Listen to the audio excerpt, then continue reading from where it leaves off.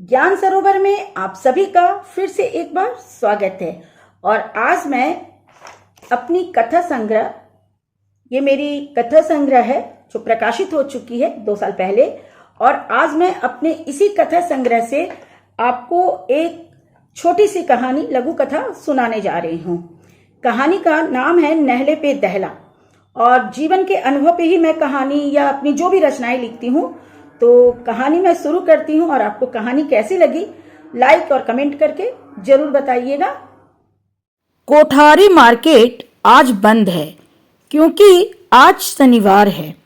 हफ्ते में एक दिन कोठारी मार्केट के सारे दुकान बंद रहते हैं।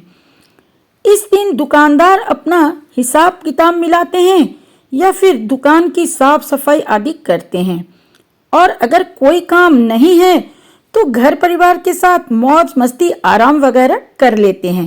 पर आज मोतीलाल जी के दोनों स्टाफ राकेश और मनोहर दुकान खोलकर दुकान की टूटी हुई एक अलमारी की मरम्मत कर रहे थे।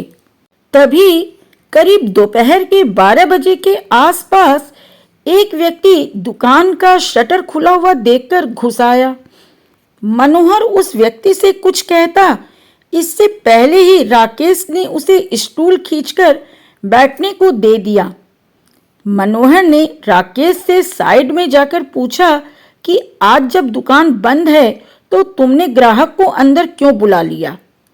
राकेश ने कहा, यार तू ध्यान से देख, तुझे इसे देखकर नहीं लगता है कि ये मोटू कोई बेवकूफ इंसान है।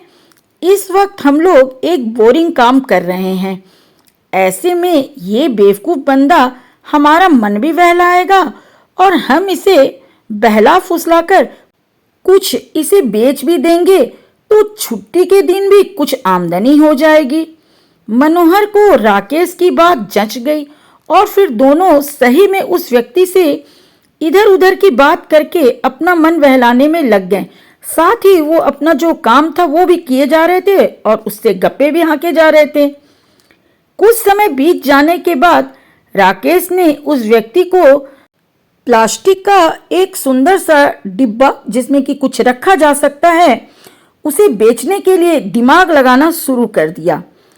उस व्यक्ति ने उस डब्बे को उलट पुलट कर देखा और जमकर तारीफ भी की, लेकिन जब राकेश उस व्यक्ति से उस डब्बे को खरीदने की बात करने लगा तो उस व्यक्ति ने बड़े ही मस्त अंदाज में कहा, अरे भाई, मैं कोई खरीदारी करने के लिए तुम्हारे दुकान में थोड़े ही घुसा था।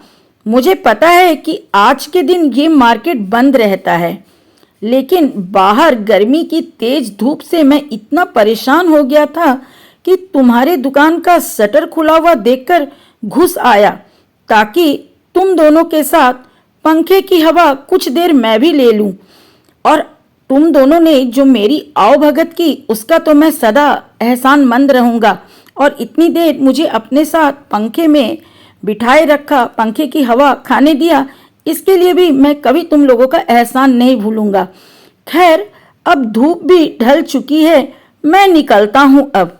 ये कहकर वो बंदा तो निकल गया, लेकिन राकेश और मनोहर को जीवन की अच्छी सबक दे गया कि कभी किसी की सूरत देखकर उसकी अकल का अंदाजा ना लगाना, वरना फिर कोई नहले पे दहला दे जाएगा।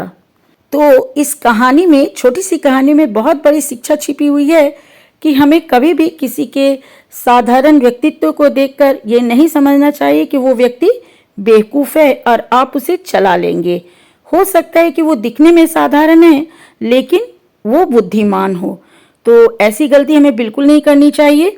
तो कहानी मैं यहीं पे समाप्त कर रही हूँ और अपनी बातें भी यहीं समाप्त कर रही हूँ, और आपसे वादा है कि अगली बार मैं फिर आऊंगी किसी और प्रेरक कहानी के साथ। तब तक के लिए जय हिंद, जय भारत।